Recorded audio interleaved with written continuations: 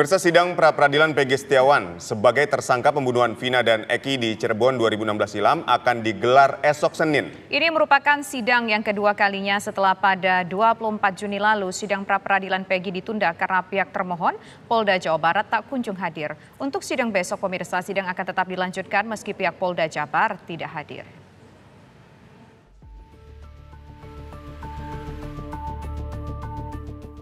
Perjalanan menyingkap kasus pembunuhan sejoli Vina dan Eki yang meninggal pada 2016 silam memunculkan babak demi babak yang baru. Senin esok, sidang pra-peradilan Peggy Setiawan tersangka dalam kasus ini akan digelar di Pengadilan Negeri Bandung, Jawa Barat. Ini merupakan sidang kedua setelah sebelumnya pada sidang pertama pihak termohon yakni Polda Jawa Barat tak hadir sehingga sidang terpaksa ditunda. Namun, pihak Polda Jabar menyatakan akan hadir pada sidang lanjutan pra-peradilan Peggy Setiawan esok. Jadwal persidangan pra-peradilan berikutnya Polda Jawa Barat akan menghadiri. Dan kami meyakini tim kuasa hukum dari Polda Jawa Barat akan menghadiri kegiatan sidang pra-peradilan pada jadwal persidangan yang berikutnya dan akan menyiapkan materi gugatan persidangan yang telah dipersiapkan dari tim kuasa hukum Polda Jabar. Tetapi, jika esok Polda Jabar berhalangan hadir pada sidang pra-peradilan, maka sidang akan tetap dilanjutkan. Hal ini karena berkas perkara Peggy masih belum lengkap. Pihak Kejaksaan Tinggi Kejati Jawa Barat pun akan mengembalikan berkas perkara Peggy Setiawan kepada penyidik Polda Jawa Barat karena belum lengkapnya bukti, sehingga pra-peradilan pun tetap bisa berjalan. Sementara itu, pihak kuasa hukum Peggy telah menyiapkan sejumlah saksi kunci untuk pra-peradilan esok. Mereka akan bersaksi bahwa Peggy tak terlibat dalam kasus pembunuhan di Cirebon. Masuk ke agenda tentang saksi ya. Jadi besok mungkin masih agenda pembukaan untuk sidang pra-peradilan. Dokumen-dokumen semua lengkap kita bawa. Insya Allah kita akan menghadirkan kurang lebih 10 orang saksi dari kami untuk melakukan pembelaan terhadap klien kami ya. Sejumlah argumen kuat disiapkan untuk pra-peradilan. Di antaranya pada saat pembunuhan terjadi, Peggy disebut berada di Bandung, bekerja sebagai buruh bangunan. Kuasa hukum juga berpendapat Peggy tak terlibat dalam kekerasan ataupun pembunuhan Vina dan Eki. Peggy ditangkap tanpa adanya bukti yang cukup kuat dan hanya mengandalkan kesaksian orang, bukan barang bukti. Kuasa hukum juga menyebut jika pada 2016 polisi hanya menyita motor Peggy yang berwarna pink tanpa melakukan pemeriksaan. Namun, hingga saat ini, keberadaan motor yang dimaksud tak pernah dimunculkan penyidik. Hanya bukti surat tanda motor kendaraan ataupun STNK yang masih dipegang penyidik. Selain itu, penangguhan penahanan Peggy ditolak kepolisian. Peggy pun tetap ditahan penyidik Polda Jabar hingga hari ini. Berbagai hal yang menjadi alasan Peggy dan kuasa hukum mengajukan pra-peradilan ini tentu harus dijawab pihak kepolisian Polda Jabar dalam sidang lanjutan yang akan digelar Senin 1 Juli besok. Lantas apa saja yang sudah disiapkan pihak kuasa hukum Peggy untuk sidang esok? Dan akankah pihak Polda Jawa Barat hadir? Tim TV One mengabarkan.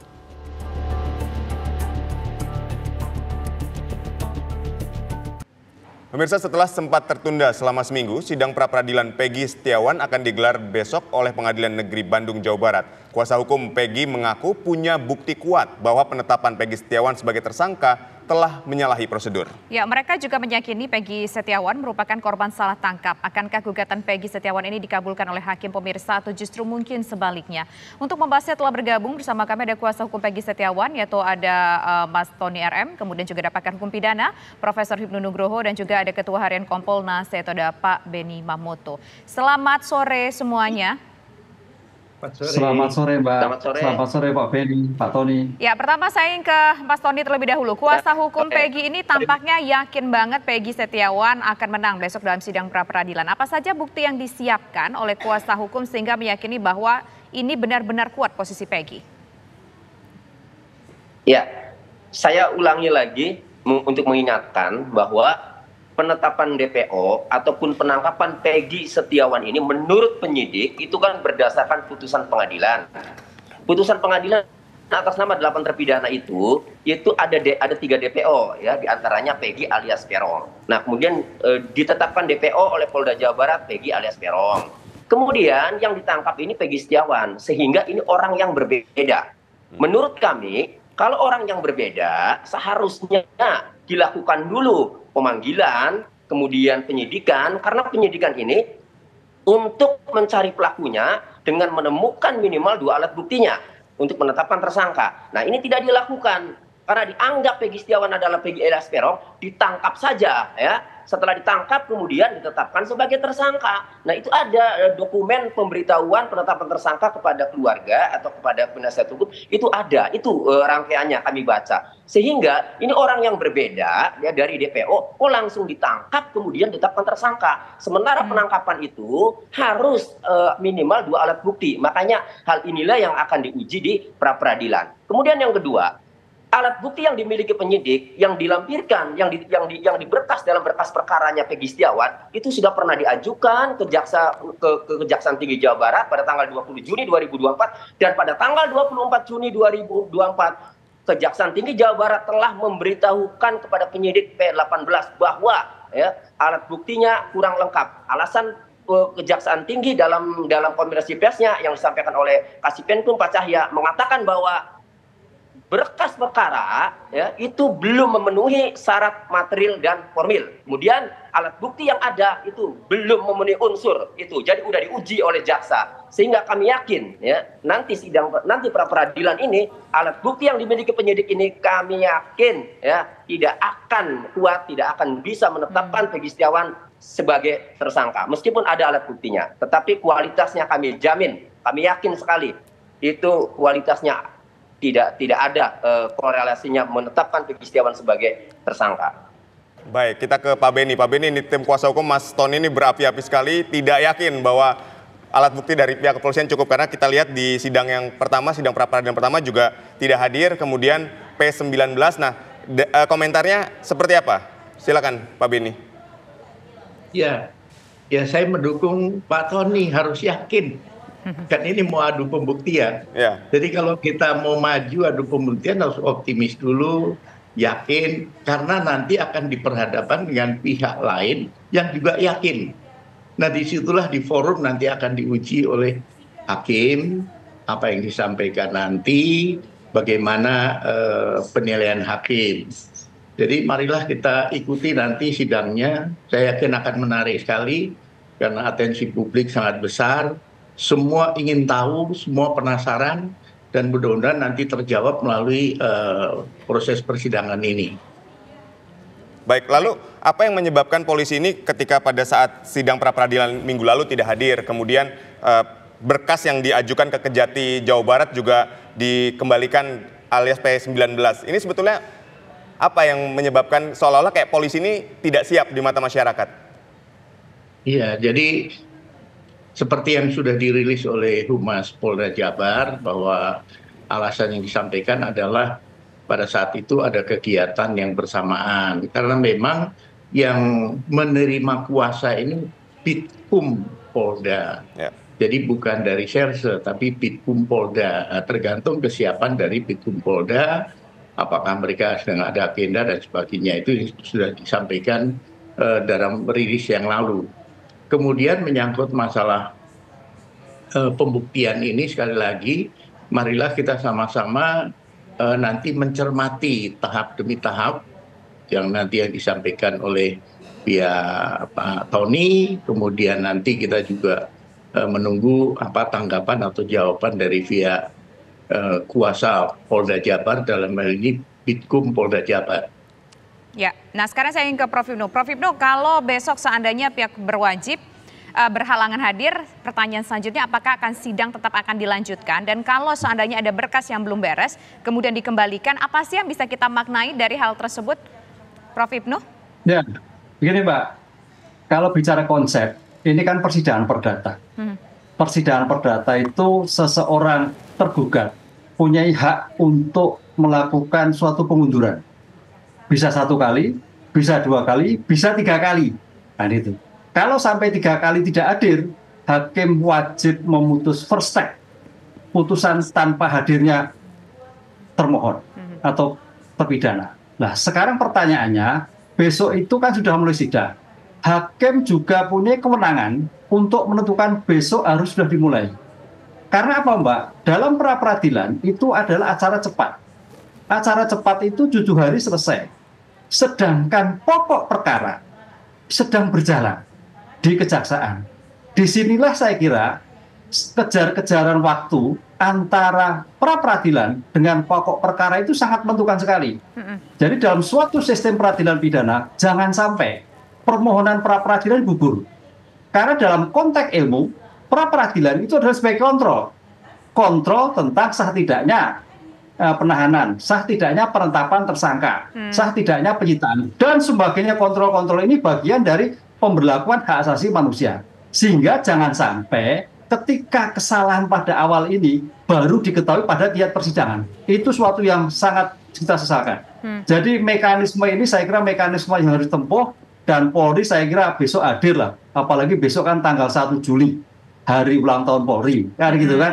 Hari yang menentukan bahwa rakyat semakin percaya, rakyat semakin menginginkan suatu tekad Polri untuk memberantas kejahatan. Nah, itu ya sebagian. Oleh karena itu, dalam konteks hukum, hakim punya kewenangan, kemarin sampaikan kalau memang tidak hadir akan diteruskan. Itu saya kira suatu tindakan yang bagus, karena akan melihat suatu proses perkaranya jangan sampai perkara nanti disidangkan menjadi perkara gugur pra-peradilannya. Ya, itu yang begini, tidak Prof. Ibnu, kalau seandainya pra-peradilan ini berjalan tidak sesuai dengan proses yang cepat yang kata tadi Prof. Ibnu sampaikan, kemudian kita juga tahu bahwa di kejaksaan prosesnya juga lumayan cepat.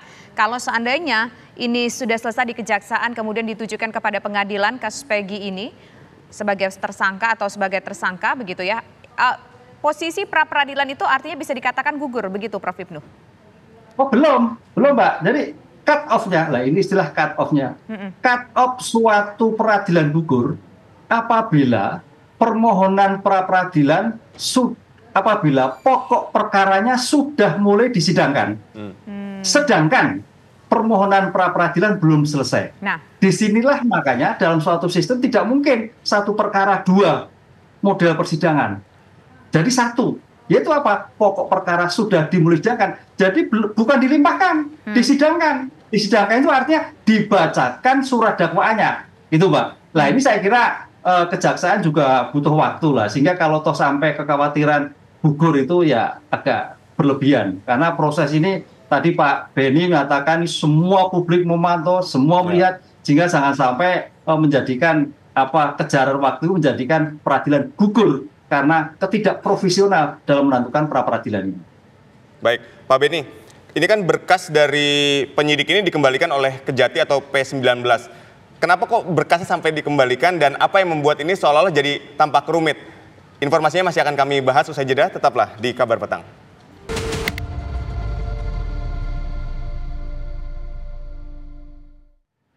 Ya, sebelumnya kami ingin menuju ke kuasa hukum. Kuasa hukum apa saja yang sudah disiapkan dalam artian bukti-buktinya apa aja sih yang sudah disiapkan dari kuasa hukum ini? Ada siapa saksinya, kemudian dokumen-dokumennya? Pak Tony. Ya, baik. Kami sudah sangat siap dokumen-dokumen ini, ya. Kami sudah siapkan. Hanya saja karena pra-peradilan ini adalah esensinya untuk memutuskan ya menetapkan sah tidaknya penetapan tersangka terhadap Peggy Setiawan, maka kami yang akan kami lakukan ini nanti ya akan membantah alat bukti yang ditunjukkan oleh penyidik yang menetapkan klien kami sebagai tersangka. Nah, itu yang paling penting. Nah, kami sudah menduga sejak awal penetapan tersangka Peggy Setiawan itu dalam kompresi persnya menurut Kabid Humas saat itu adalah salah satunya pengakuan AF, kesaksian AF dan pengakuan terpidana yang katanya teman sekolah. Nah, kami sudah siapkan ini untuk membantah itu. Nah, tapi yang paling penting adalah dalam DPO-nya itu Peggy alias Peron, kemudian yang ditangkap adalah Peggy Setiawan, kami juga menyiapkan saksi-saksi ya. Kalau Peggy Setiawan itu bukanlah Peggy alias Peron. Jadi kami akan lihat dulu ya. Kami normatif dulu dalam arti bahwa Peggy Setiawan itu berada di Bandung. Ya. Peggy Setiawan bukan Peggy alias Peron. Peggy Setiawan tidak berada di TKP. Namun kami menunggu apa alat bukti yang ditunjukkan oleh penyidik, ya, atau petunjuk-petunjuk lainnya yang menetapkan klien kami sebagai tersangka, maka kami akan bantah itu pasti karena kami sudah siapkan semua alat buktinya. Baik, kita ke Pak Beni. Pak Beni, ini terkait dengan P19 dari Kejati, Jawa Barat. Sebenarnya apa yang menyebabkan berkas yang disiapkan oleh pihak kepolisian ini tidak lengkap dan dikembalikan lagi? Ya, untuk pengembalian berkas dengan petunjuk atau P19 itu hal yang biasa dalam proses penanganan perkara.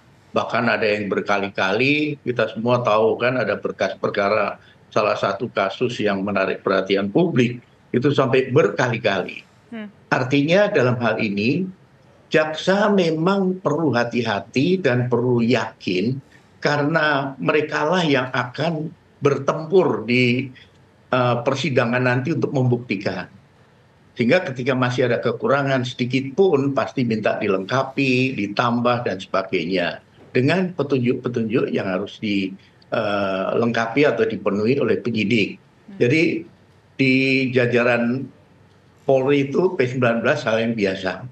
Jadi bukan hal yang istimewa.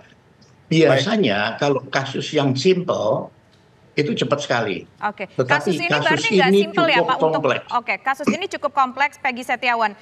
Kemudian P19 berkas tersebut dikembalikan, apakah itu bisa menunjukkan bahwa tampaknya polisi juga nggak yakin nih dalam menetapkan Peggy Setiawan? Orang kan bisa berpikir ke arah sana begitu Pak. Ya, kalau menurut saya penilaiannya tidak seperti itu. Karena ini hal yang biasa di dalam proses penyidikan, dalam pengiriman berkas perkara itu hal yang biasa. Jadi bukan hal yang sesuatu yang kemudian dikaitkan dengan wah ini berarti tidak yakin, wah ini berarti tidak cukup bukti dan sebagainya. Karena dari petunjuk jaksa nanti bisa dibaca apa saja yang harus dipenuhi, apa saja yang harus dilengkapi. Di sana kita bisa tahu nanti sejauh mana pembuktian itu maksimal atau belum, atau sudah dinilai siap untuk diajukan ke pengadilan atau belum. Baik. Prof. Hipnu, dari kajian akademis apa ada hubungannya ketika berkas ini belum lengkap di Kejati dengan besok di pra-peradilan? Ya sangat sekali. Karena kan kemarin kalau kita lihat kan syarat formil dan material. Apa itu syarat formil? Syarat formil adalah identitas subjek pelaku, subjek terduga, subjek tersangka. Ini harus jelas karena sumbernya kan DPO, Mas. Ya. Ini yang jadi problem. Jadi kalau kita lihat pra-peradilan biasa, itu hanya menguji sah tidaknya bukti, tapi kita sekarang kalau Peggy menguji tentang Peggy itu Peggy betul atau Peggy tidak. Itu. Karena kalau dalam ilmu hukum nanti sampai pada Peggy itu tidak, ada justru kesesatan, error in personam, itu ya jangan sampai. Makanya kejaksaan mengembalikan itu Peggy itu siapa, anak siapa, rumahnya siapa, saudaranya siapa, sekolahnya di mana. Harus clear itu Mas sebagai subjek pelaku tindak pidana. Sehingga kalau tidak, ya nanti dapat dibatalkan atau menjadikan batal demi hukum. Itulah yang saya kira kejaksaan hati-hatinya ini harus memenuhi syarat formil dan material. Materialnya apa? Locus tempus delicti-nya. Di mana? Kan ada suatu perpindahan. Peristiwanya di mana, tempatnya di mana, waktunya kapan, itu juga harus clear. Jangan sampai jaksa membuat dakwaan itu melompat-lompat. Ini juga berpotensi menjadi batal demi hukum. Apa risikonya batal? Kalau sampai BAP ini tidak bisa menjelaskan dan kemudian jaksa menerima saja, menjadikan batal demi hukum. Artinya dianggap proses hukum tidak ada nilainya, begitu. Oke, Prof. Hipnu, kalau dari apa yang kita lihat selama ini, apa yang disampaikan polisi, keyakinannya terhadap Peggy Setiawan ini adalah Peggy yang asli, yang selama ini DPO, kemudian kita juga melihat kontroversi di masyarakat, ada yang mungkin tidak yakin bahwa Peggy ini adalah Peggy yang dicari selama ini. Prof. Hipnu melihat posisi kekuatannya seperti apa? Antara kuasa hukum yang mengatakan sudah akan membawa saksi dan juga sejumlah dokumen dengan apa yang sudah disiapkan oleh aparat berwajib. Nah, ini yang harus dikoreksi. Pra-peradilan, Mbak, itu belum masuk pada pokok materi. Iya, betul. Pra-peradilan adalah terkait dari eksaminasi objek. bukan invasive of justice.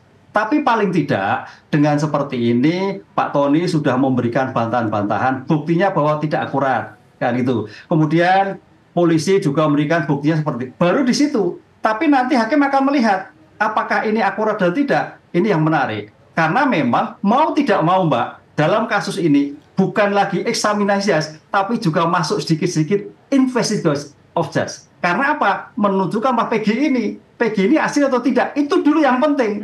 Kalau masalah perbuatan nomor 2, kalau sampai Peggy itu keliru, berarti semuanya keliru. Ya. Baik. Itu yang harus diperhatikan besok itu dalam menentukan suatu perkaranya.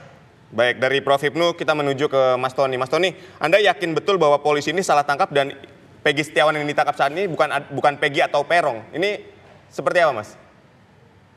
Iya, itu yang disampaikan Prof. Hipnu itu luar biasa. Artinya syarat formil itu penting, jangan sampai error in persona.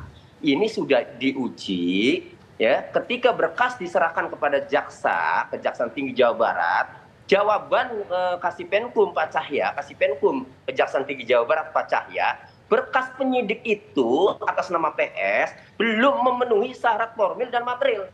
Bayangkan, berarti kaitannya dengan Peggy alias Peron, ya.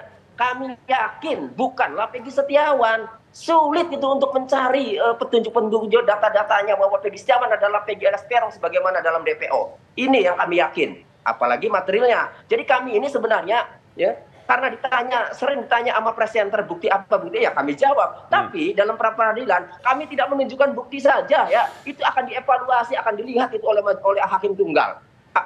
Apakah formilnya benar kan bahwa itu subjek pelaku tindak pidananya Peggy Setiawan, sementara Peggy alias Peron dalam DPO. Kan itu aja nanti dilihat sama hakim tunggal itu. Jadi kami sebenarnya diam saja, hakim lebih cerdas itu nanti untuk melihat Peggy Setiawan ini Peggy alias Peron apa bukan. Itu yang pokok. Tapi kuasa hukum paling penting perannya juga untuk membuktikan bahwa ini sebetulnya apakah memang sosok Peggy atau bukan yang ditangkap oleh aparat berwajib ini.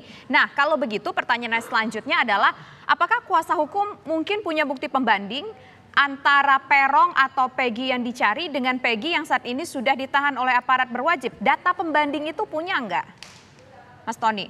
Ya, nanti kami masih mempunyai bukti-bukti yang belum kami tunjukkan ke publik. Ya, nanti akan tercengang nanti, ya, itu penyidik ini, ya. Jadi biarkan dulu, ya. Tapi kalau kami harus membuktikan, ya memang kami buktikan nanti. Makanya kami itu sudah siap semua alat bukti itu sudah siap. Kami lihat situasi di Prapit nanti kan. Nah, jadi akan kami bantah dengan bukti-bukti lain, bisa untuk membantah alat bukti yang dimiliki penyidik. Itu. Baik, Pak Beni, ketika Anda melihat dalam kasus ini, apakah prosedur yang sudah dilakukan pihak kepolisian ini sebenarnya sudah benar dalam penetapan Peggy Setiawan ini sebagai tersangka, sehingga juga meyakinkan bahwa nantinya di pra-peradilan ini polisi juga dapat memenangkan proses pra-peradilan ini? Ya, karena kasus ini menjadi atensi publik, ya, tentunya pihak Polri dalam hal ini penyidik sangat hati-hati ketika mengambil langkah-langkah, diantaranya adalah dimulai dengan mengidentifikasi. Untuk mengidentifikasi apa yang dipaparkan ke kami ketika kami menerima gelar di sana, begitu runut, semua nama Peggy itu dikumpulkan, didata satu-satu, kemudian nanti didukung dengan saksi-saksi sampai dengan mengerucut. Sampailah pada Peggy yang sekarang ini. Itu baru salah satu. Kemudian juga ada tahapan lain yang dilakukan oleh penyidik, yang kemudian akhirnya meyakini bahwa Peggy yang dimaksud adalah Peggy ini, sehingga dilakukan upaya paksa sampai dengan penangkapan, penahanan, dan kemudian saat ini diproses untuk pemberkasannya. Seperti itu. Jadi memang harus ekstra hati-hati, dan sidang pra-peradilan ini penyidik dimintain pertanggungjawabannya atas langkah yang sudah diambil. Nah, marilah kita tunggu nanti hasil sidangnya ini. Ya, ini menarik tadi statement yang disampaikan oleh Mas Tony. Nanti semuanya akan tercengang ini di persidangan dengan apa yang sudah disiapkan oleh tim kuasa hukum. Apa sih yang bikin tercengang nantinya itu? Ya, kami sudah tahu dari salinan BAP yang kami terima, salinan BAP tersangka Peggy Setiawan. Ya, di situ diantaranya itu penyidik tetap menanyakan motor Suzuki Smash. Suzuki Smash itu warna pink. Nah, kemudian apa sih dasarnya penyidik sampai ngotot menyita motor Suzuki Smash warna pink? Padahal sudah dijelaskan bahwa motor Suzuki Smash itu dalam jawaban Peggy Setiawan itu sudah rusak lama sejak bulan Mei karena karburatornya rusak. Ya, sehingga kalau diduga bahwa itu dilakukan tindak pidana pada tanggal 27 Agustus 2016, maka motor jauh sebelum terjadi tindak pidana itu sudah rusak. Tetapi tetap penyidik di situ dalam BAP itu tetap menanyakan itu.